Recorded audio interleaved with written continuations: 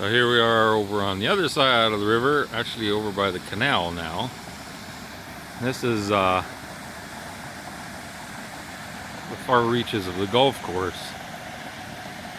in my neighborhood, and the water has spilled through the river and onto that former fairway, I guess. And it's now coming into the canal. And so there's this one little caterpillar over there doing his darndest to plug the hole.